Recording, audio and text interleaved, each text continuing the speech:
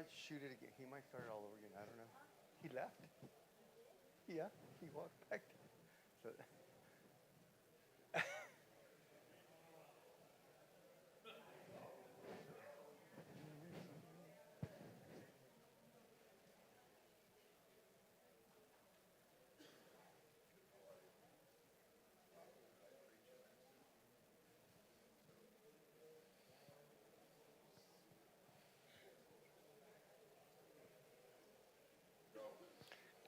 Good morning, everyone. Welcome to our adult Sunday school. We're going to sing that song, At the Cross. At the cross, where I first saw the light, and the burdens of my heart rolled away. It was there by faith I received my sight, and now I am happy all the day. At the cross, where I first saw the light, and the burdens of my heart rolled away. It was there by faith I received my sight, and now I am happy all the day. CJ, if you'd open us up in prayer. Thank you. Amen. If you have your Bibles, turn to Jeremiah. I want to start reading a couple of scriptures this morning. Unless I can dig up another missionary to make a presentation, this is going to be the final episode of stories and testimonies from the mission field. And I want to finish telling you the story of my family and I going to London, England, and pioneering the church there. And it just so happens that a couple of weeks ago, I went to London with Renee, and we preached at a conference in the church that I pioneered. 1,500 people in attendance, planting international and domestic churches, and got reacquainted with many of the people that got saved when we were there. They're still serving God 35 years later, and it was very gratifying. And I'll tell you a little bit more about that a little bit later. Let me begin by reading these two verses. Jeremiah 1:5 says, "Before I formed you in the womb, I knew you. Before you were born, I sanctified you, and I ordained you a prophet to the nations." So there's always a story, a long story behind all of us and what we end up doing in our lives, and we're obviously focusing on missionary calling. Jeremiah, in that particular verse, it indicates that before he was ever born, God had already determined that he would be a prophet to the nations. Now, he never left Israel, but he ministered to Gentiles, to Jews. They were scattered under his oversight. He did go to Egypt at one point, but we're reading his prophecies today, so he was a prophet to the nations. God saw that before he was born. And so I feel that way about my life and my calling and my salvation and the ministry of my wife and I, pastoring, being missionaries, all of that determined and ordained before time began. And to me, that's what makes the Christian life so exciting, discovering why God made me, and then entering into that and feeling confident that that's what I'm doing.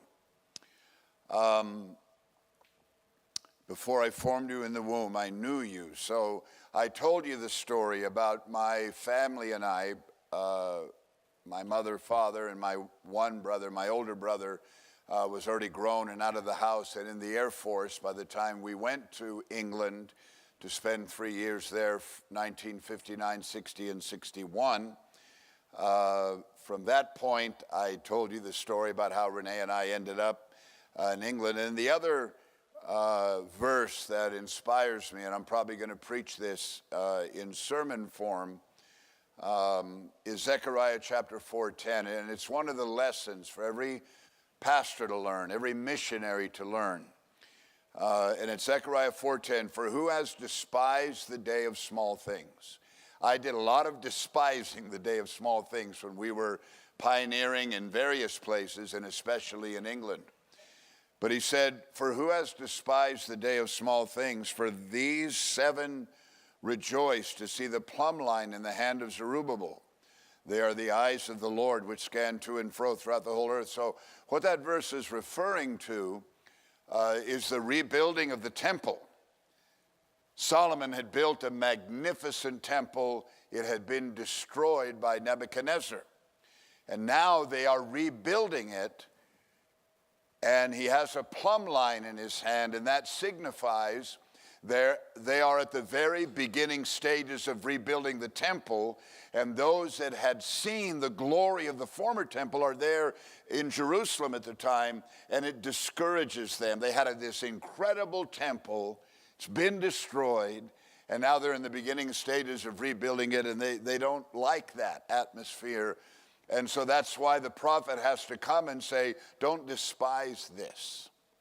And I can honestly confess that in the struggles of pioneering in London, that was the most difficult pioneering effort that Renee and I and my family were involved with. It really did take about 4 years out of the 7 years we were there for it to begin to feel like a fellowship church. We kept going. We got some people saved early on, and we got a trickle of people saved and established in the early years, in the first, second, third, fourth year.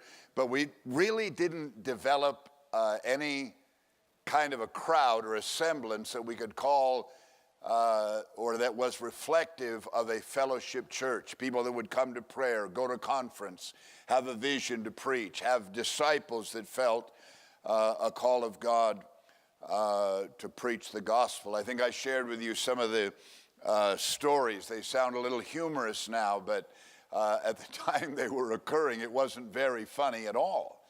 I told you the story of being in an elevator and being discouraged at the time because it was a large people-moving elevator that held 50 people, and I could have fit my church in that elevator, and it discouraged me, that thought. Here I've been in London for 4 years or so at that time.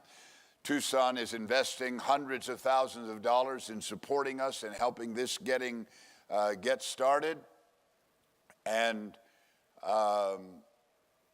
it seemed so discouraging. And then the service we had at the McDonald's, it was, I think, right around that same period of time.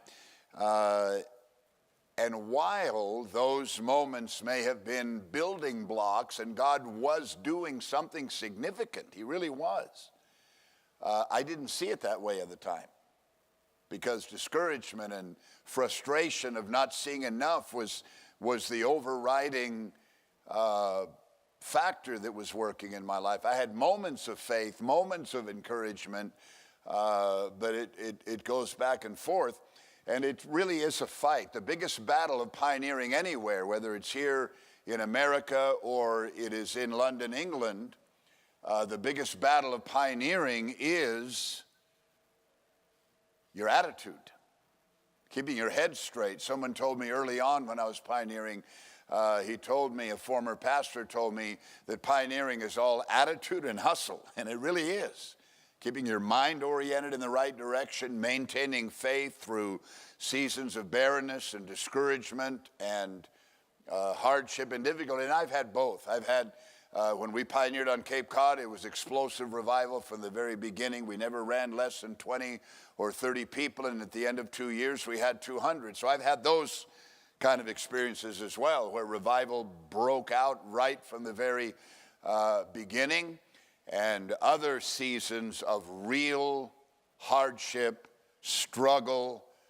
And what I want you to understand through this series that we've done, you've heard from Nick Rogers, you've heard from Bobby Perez, you've heard from Angel Ortiz, Jerry Sarabia, myself, there may be one other we've heard from, is that missionaries go through very unique struggles. As soon as you set foot on foreign soil, the assaults begin to come in a very profound, powerful, unique way. You feel empty. You feel kind of this oppression that comes upon you. And you have to break through that. The devil doesn't want churches to cross international boundaries. That's why most churches don't. 90% of the world's churches are in America. 90% of the money that Christians have hold of is in America, but very few very serious missionary efforts. And I'm very blessed to say that in our fellowship we have about 350 domestic churches and 3,700 missionary churches. Our emphasis is the nations. We do emphasize on our country. We need churches. We need pioneer efforts in our country, but we focus on nations, and that's been something that's been very much a part of the thrust of my ministry. And now that I have a church here that I oversee, I've tried to drive our congregation and our conferences toward international church planting, and that will continue to be our burden and continue to be our vision. It costs a lot of money. We spend huge amounts of finances getting churches started, no matter where they are. We have 3 domestic churches we're going to be opening in Cleveland, Ohio, in Huntsville, Alabama, and in Lexington, Kentucky. We got to get those started between now and probably the end of the summer. We'll have all of those 3 up and running, along with all of our international efforts that we are engaged in. But one of the things, again, I wanted you to see and know is the struggles that missionaries go through, and they do it willingly. I mean, there are moments where you want to quit, you want to give up, you want to run, but we keep slogging it out. I don't know if I told this story, and I've asked my wife permission before. I don't know if I told it last time. I may have, but there was the occasion, and I think it was toward the very end of our stretch in London, where I was studying for a sermon, and we're getting ready to go to conference the next week, and Renee comes into the little makeshift office I had in our house, and she's crying, and she says she doesn't want to go to conference. What? I mean, we look forward to going to conference, getting on a plane, flying home, seeing everybody. She said, I don't want to go to conference because I don't want to come back here. I know if we go to conference, we're going to get encouraged, we're going to answer altar calls, and we're going to get fired up, and we're going to come back, and I don't want to come back. And she stormed out of the office. There are moments like that where there's emotional, physical, psychological, attitudinal crack up and breakdown. I had my moments. Staring at the phone. This was before we had cell phones, but staring at the telephone, wanting to call Pastor Warner and tell him, because I did that before. I told him once before, early in my ministry, that I wanted to quit, come home for redirection, and I was in the midst of a failed effort in San Bernardino, California. So I'd done it before. I've called him before, talked to him before, and said, I quit. I've had enough. I want to come home. And I was ready to do that 1,000 times. And people ask me quite often when I do Q&A sessions as I travel around the country and the world. I do Q&A sessions with pastors, and they ask me, how did you keep going? And what is it that keeps a pastor going? And the people that are asking me those questions want to quit. They want to know, how do we do this, Pastor?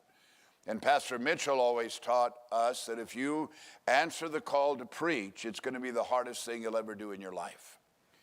And it's not the hardest thing for anyone to do. There are a lot of hard things to do. Starting a business is hard. Getting married is hard.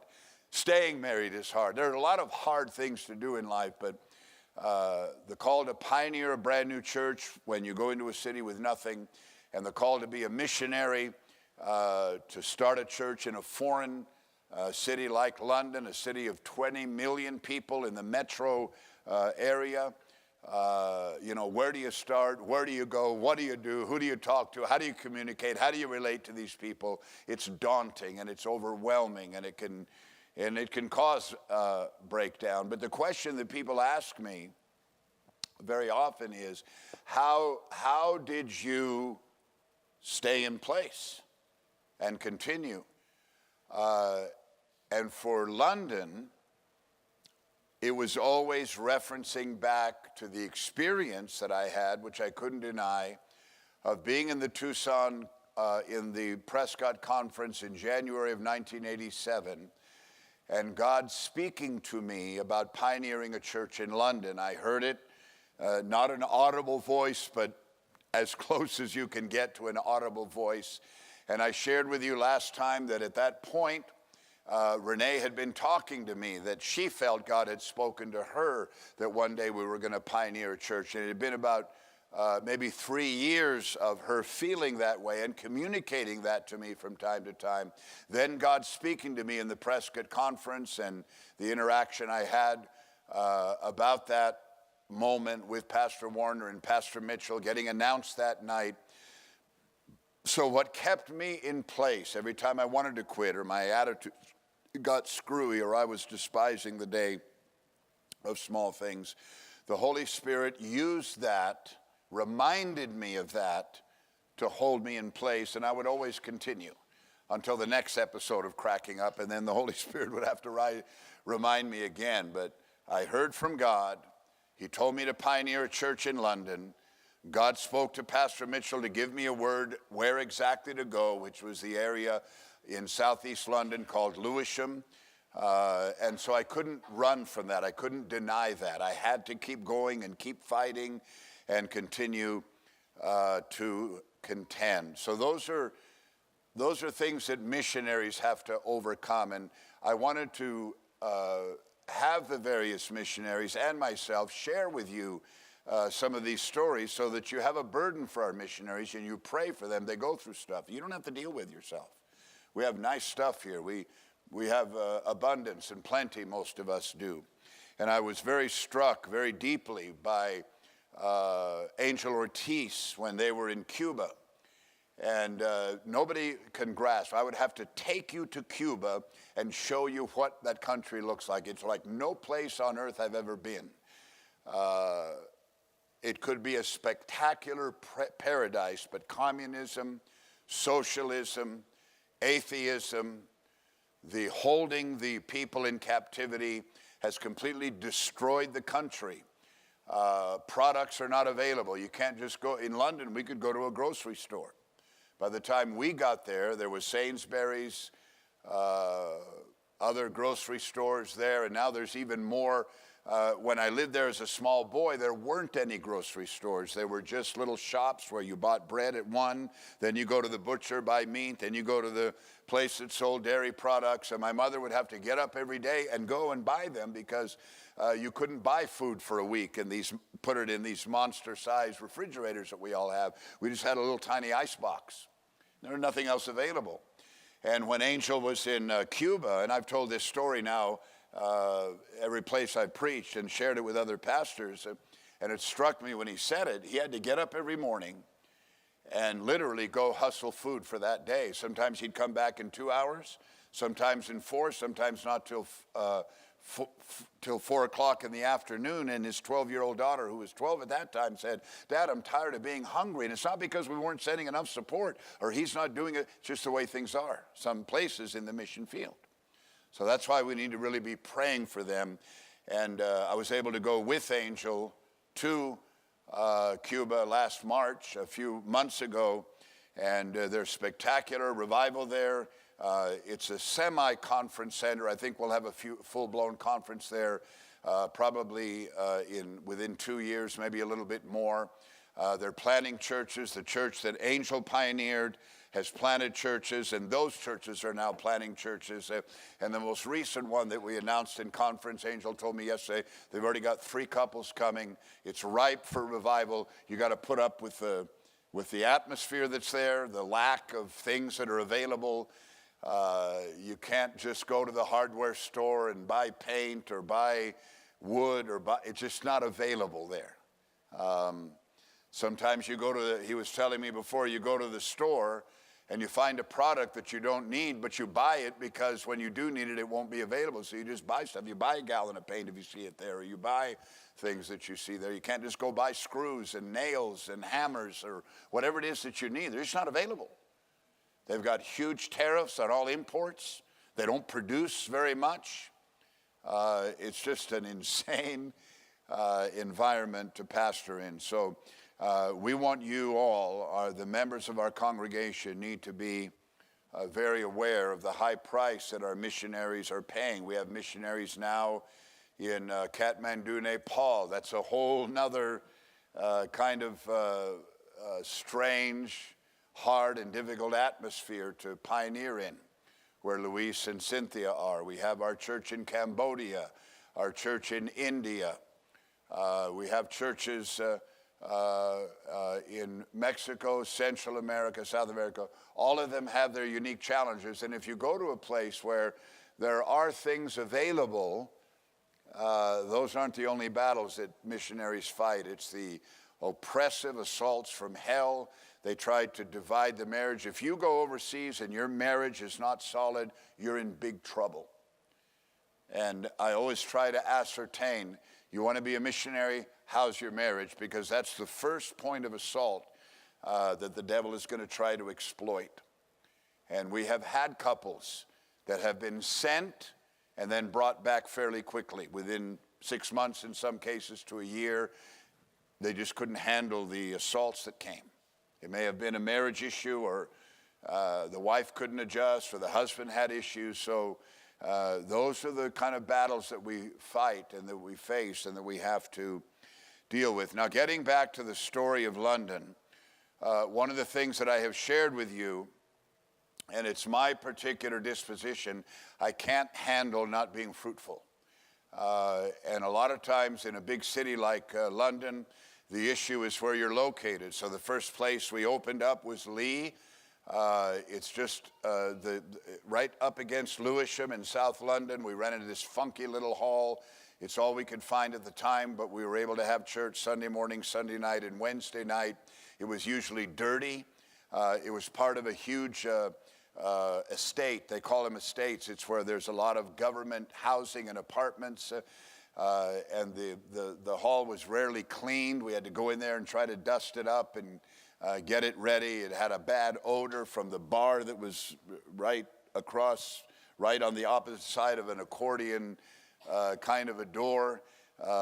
And so we got a little tiny bit of fruit there, had a few people coming, and then I moved into an area that I thought would be more fruitful, Lewisham College. We were there about a year. We got a few more converts, but again, we got stuck with no visitors coming, nobody getting saved. So I moved again to another college. It was actually called London College, and we were in a building called the Tresillian Building, and we were there probably for about a year. And we did get some significant converts saved there, but again, we hit a lull. And you go a few months. It's the way I function. Nothing's happening. And so from there, I just shut it down without having a plan. I don't recommend that necessarily, but I shut it down without having a plan. And I told everybody, we're going to meet at my house. That's what we're going to do. And so we had people coming, we had visitors coming, and my house was kind of way out of the way from where most of the members of my church lived, but they came. We had some services in my home for off and on for a period of time, and then I asked other members of the church, we probably had about 20 to 30 people at the time, if we could try a service in their apartment or their house, and we did that. We did that for probably 6 to 8 months or so, and we did get some fruit out of that. And then I thought, well, this can't be going on long term. And I don't remember the exact sequence of buildings always, but for a period of time, we got a building in the London Park Hotel. It's this huge hotel. It's now been demolished, the London Park Hotel, and that was in 1990.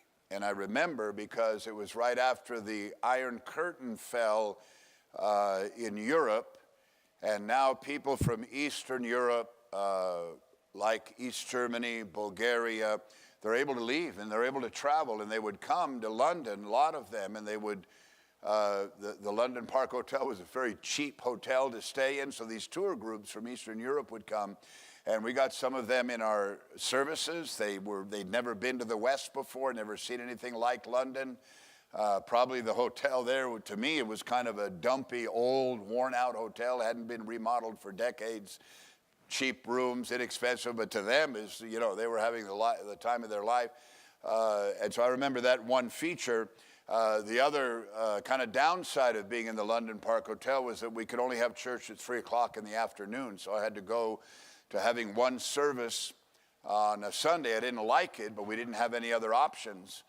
But what I would do is I would take the church, we would meet at noon at the East Street Market, which was a huge, bustling market. I think I shared with you last year that it had been there for several hundred years as an active market, open Friday, Saturday, Sunday. We would go there, preach, outreach, pass out flyers, witness, and then take a little break, and then have our church services. And then after I decided the London Park Hotel wasn't going to work long term because of the one service only on Sunday. And it wasn't just me, but there were several other churches over the years that have had to have one service only on Sunday. One of the larger churches in London does that to this day. They have one service on Sunday. He doesn't like it, but there's not a lot of options. He's running about 200 people, and there just aren't places that you can get to rent. So we moved from there to a school right on the East Street Market. And I think I told you a few stories about that last week, so I won't belabor you with that. But it was a great location. We got a number of people, significant people saved. One of them was Simeon Oshungbemi. Simeon is a cousin of Peter Ajala, and he used to mock them, ridicule them for going to church, being a Christian, wasting their lives. And he got so frustrated with his inability to influence them away from coming to church that he came to church. And he would sit in the back. I still remember seeing him there. He would sit in the back of the little auditorium where we met, arms folded, looking askew, just in a mocking kind of a position, of a disposition. But then finally, I mean, you keep coming, okay. Eventually he got saved. He answered an altar call, gave his life to Christ. I shared with you also that he ended up marrying one of the primary young girls, Harriet Antwi. She was the girl that I told you about that got saved when she was 14, started bringing her friends, and many of them are now pastors' wives, missionary wives, the wives of leaders in the church. He married Simeon. They have been missionaries in Ghana. I think he was there over 10 years, and now they're pastoring in Brixton, England. Do you have picture number 8 available? It's the picture of the East Street Market, I think. If you could get that. That's what the market looks like today, and it looked like that then. My wife would agree with that. That's at the very head and the beginning of the market. It's a fairly narrow street, but it's a very famous market. And if you walk 2 blocks or 3 blocks into the market, that's where our school was. And it had a door that opened right into the market, and we would open the door for church Sunday morning, and we would always get people that would be looking in, and some people would even walk in and sit down. So that was a good location for us. Do you have picture number 9 that you could show? On the left this is what they looked like when they were 20. On the left is Simeon. He's the one that was mocking his cousin just to his left there. His cousin and the brother next to him, Joe Agunya, got saved in 1989 at a miracle crusade, and they became main disciples. They're both currently, Peter's coming here next Sunday to start a revival, but he's pastored in a number of places, been a missionary to Africa. Joe Agunya pioneered a church in Birmingham, England. I preached for him one time, and that church has grown. They're now a church planting center. I think they've planted 6 or 8 churches. But Simeon got saved right around that time. And then another couple in the church, Dimitri Scarlett, started coming at that time. He doesn't look like that now. You'll see what he looks like now in a little bit.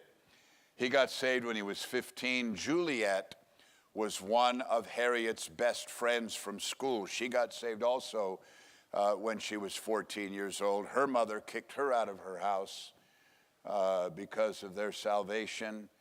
And then this is the day of their wedding. I don't remember if I married them or not, Renee. Did I marry them or did they get married after? Yeah, that was our first wedding. Now it's all coming back to me. That was our very first wedding. And that was a great occasion to see this couple. He's now a council member. He's a grandfather. He's a council member and a leader in the church. And Fred, when I was there, Pastor Fred, couldn't speak highly enough of Dimitri and Juliet. They have 3 beautiful children. And Fred told me they are all serving God. They're all servants in the church. And their oldest daughter, who was named after my wife, Renee, got planted out of the conference that we were at. And so that's all in their future, I'm telling you. You never know what's going to happen, do you? You never know what's going to shake down, from going to London to seeing these kids get saved, and fast forward 30, 40 years down the road, and that's what you get. And then picture number 10, that's Peter and his wife, Emine. Emine was one of Harriet's friends from school. She started coming when she was 14. She thought she was Michael Jackson. That was her thing. Michael Jackson was her hero. She thought she could sing like Michael Jackson, but she couldn't. She comes from a Muslim family. And one day, when I went to a building that I'll show you that we got just before I left, her father, her brother, whose name was Abraham, and 10 or 11 of other men in their family were waiting for me. And I got into the building and they said, "We want to talk to you. Are you the pastor?" "Yes, I am. We want to talk to you." And so I took him in a room. I don't know what I'm dealing with. We didn't understand what we know now about Muslims and all the dynamics involved. But they took me I took them into a room, and they sat around in this big circle and they started firing on me. I didn't have any of the guys with me. I didn't know what I was getting into. "You must tell my daughter to stop coming to this church. We are not Christian, we are Muslim. She's going to be a Muslim." And I said, "Well, by this time she's about 17 years old, and in England that was a legal adult." And I said, "Well, look, sir, I respect your wishes, but she's an adult and she can make her own decisions. She wants to be a Christian, she wants to serve God." And it got fairly heated. Her brother, I think her brother's passed away now, but it got fairly heated in that room to the point where I got a little bit scared. I don't know what these guys are going to do, but I was able to diffuse it, got out, they left. She continued coming to church. I don't remember if she got kicked out of her house, but her father eventually passed away. I think her mother's still alive, but she eventually married Peter, and they're pastoring right now in Atlanta, Georgia. He still preaches meetings because he does have the gift of an evangelist, and like I said, he'll be coming next Sunday to preach. Show the next picture. I don't know what else I've got here. You don't have, okay, did we show that last week? That's the infamous McDonald's where I had that church service I told you about. If you look at the corner and then go to your right to see the second M that's obscured by the light pole there, that's the area where we had the service. I still remember holding my sermon notes, Renee passing Dimitri's hat around for an offering basket. And then when I left there, I've had enough of this. This is ridiculous, I think. But that was one of my church loved it. They thought it was fantastic. But again, sometimes when you're despising the day of small things, God is doing something very significant. So go ahead and show the London Park Hotel that I just described. That would be the next picture. I think I showed, see that? It's just a big old building, probably built around the beginning of that century, 1900 to 1910. Very old, very dilapidated. And like I said, they've since demolished that building. So we went from that building to the next picture. This building is, there should be another one. Don't go to that one. There should be a picture of the Kurdish Cultural Center. If you remember Desert Storm, remember when Saddam Hussein, the Iraqi army invaded Kuwait? Saddam Hussein was trying to take over the nation of Kuwait. We got involved, kicked him out, won the battle. But one of the things that Saddam Hussein did was he began to persecute a tribe of people within Iraq called the Kurds or Kurdish people. And so one of the unique things about London, England, is that it is a target destination for refugees that are fleeing other countries.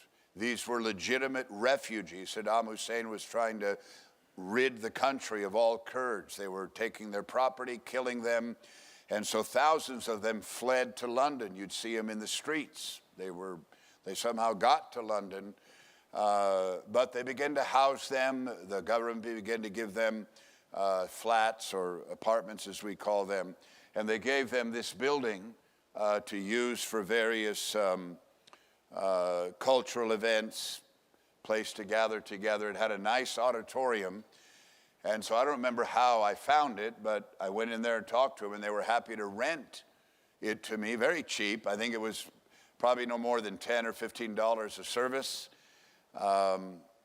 Nice auditorium, could seat about 100 people. Jerry Fussell, the evangelist from Tucson, we've had him here a number of times, preached his very first revival for me in the Kurdish Cultural Center. We put together a drama team in the Kurdish Cultural Center. We began to have concerts there.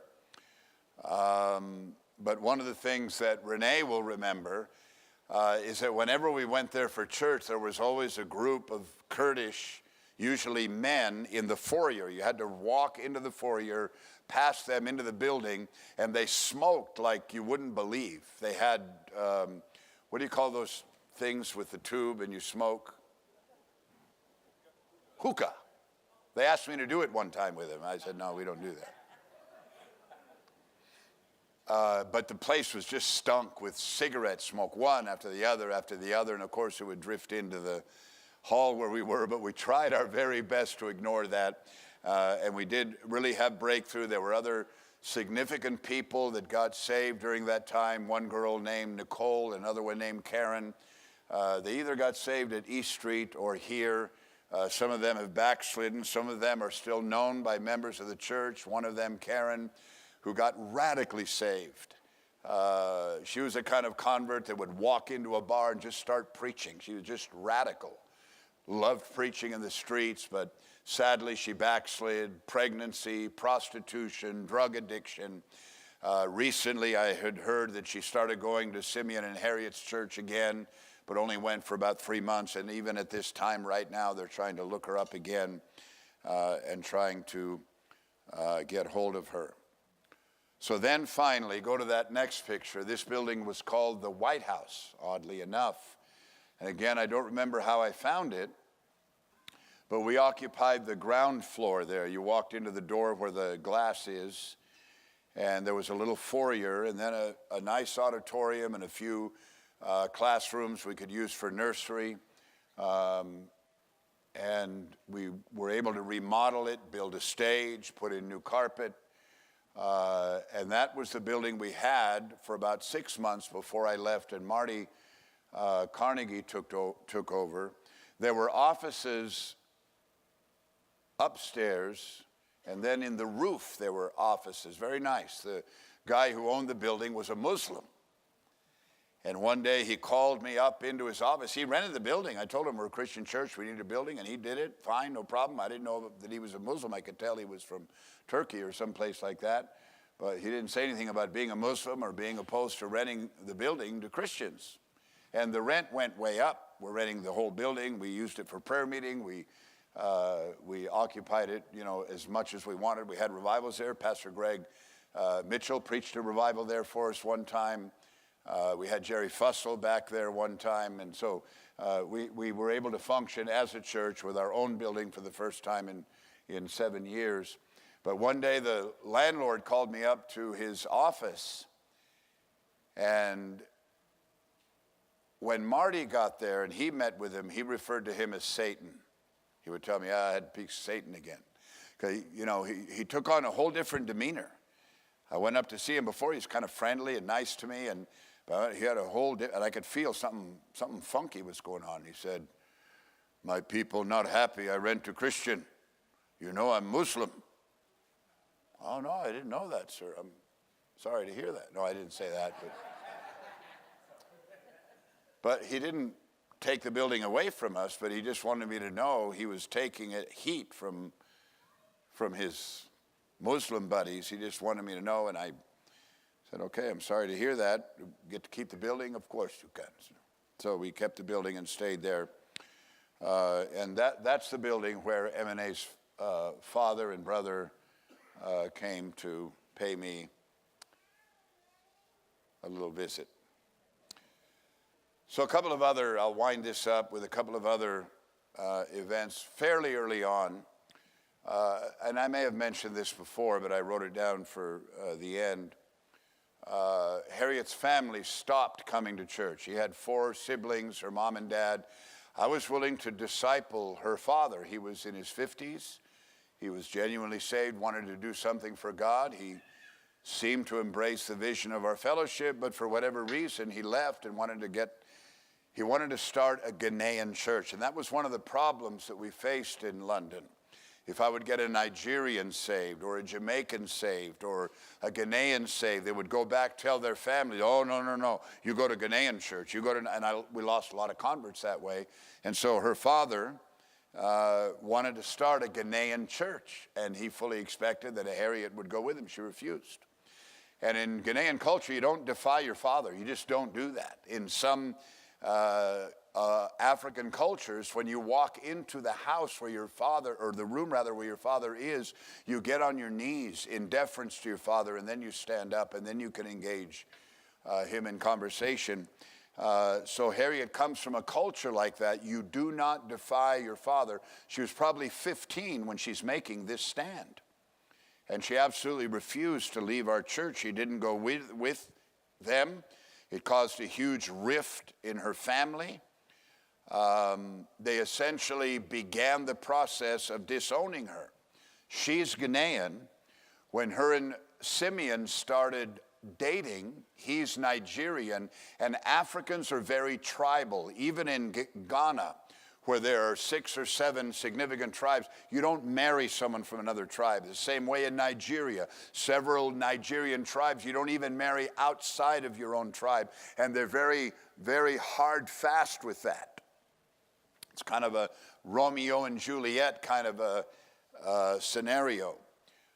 So when she married Simeon, they didn't go to the wedding, and they essentially disowned, didn't want to see her, didn't welcome her into the home from that point of the marriage.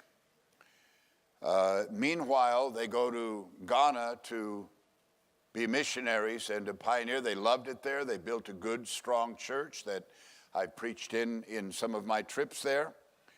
They built a good, strong church. And then Harriet got pregnant. I don't know if it was with her oldest or with one of the other children that she's had. She was having a problem pregnancy.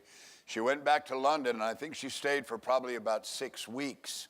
And because she was having so much difficulty with her pregnancy, she had to be in bed, and her mother invited her to stay at the home. And through that, they were able to reconcile their relationship, and they embraced Simeon as a result of that, and they became one big happy family. Rebecca Antwi, Harriet's mother, was a huge help to me in the very earliest days of pioneering the church when they first started coming. In some of my worst moments and worst struggles, I would go to their house because her and her husband would always invite me in, talk encouragement, build me up, prepare food if I hadn't eaten, and she was always such a blessing.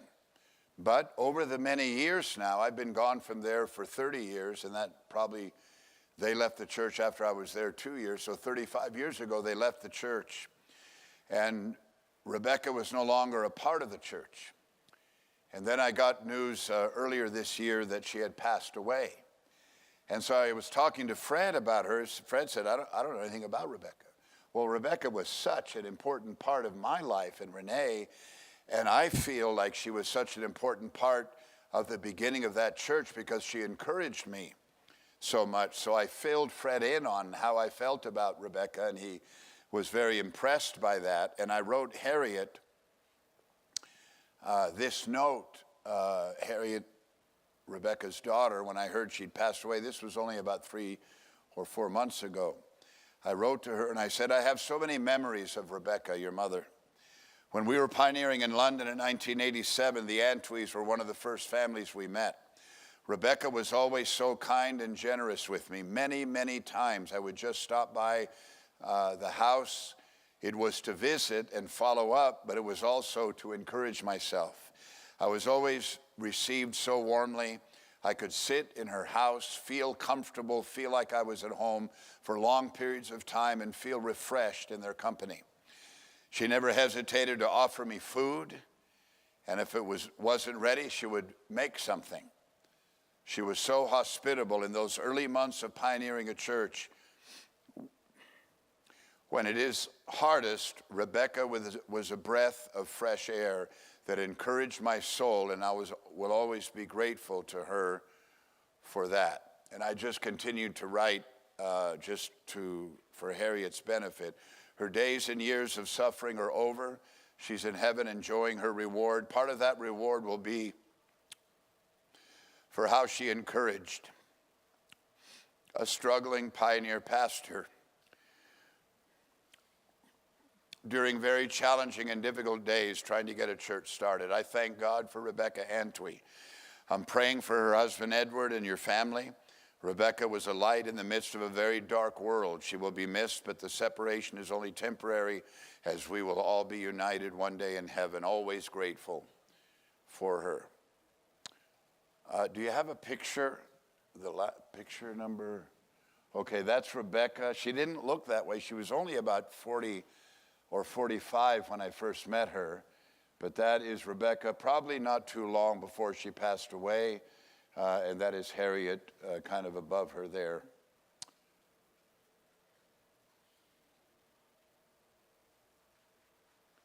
Rebecca Antwi. Another person, and I couldn't get a picture of her, I know I have pictures of her, is a woman named Dahlia. Dahlia was 63 years old when we were pioneering the church, and you generally don't get people of that age when you're pioneering. But she started coming from, I think when we were in Goldsmith College, she started coming. I'm not sure how. She didn't live too far away. But she started coming. She was faithful. Her daughter came. She had a grandson and a granddaughter whose names were Paul and Paula. I guess she was hooked on that name, the mother, for some reason, Paul and Paula. So those three were coming, her daughter and her two. They eventually left, but Dahlia has come to the church all these years. Every time Renee and I go through the 90s, through the 2010 and the 2010s. This time she couldn't come because she's nearly 100 years old. She's still alive. She only comes very occasionally. But again, she was one of those breaths of fresh air that kept Renee and I going through very hard and challenging and difficult times. All right, I'm going to finish there, and I'm not quite finished, so I'll be able to extend this into next week. What I want to talk to you about next week is what God has done in the South London church since we have been gone, and it's quite spectacular. The church is now 38 years old. We were only there for 7 of those years, but it got the ball rolling to what God is doing there today, and I want to tell you that story, and I'll do that next week. So we're going to finish there. We don't have time for questions. Save your questions. If you have any, I promise you we'll have time for that next week. The Lord bless you. We begin the celebration.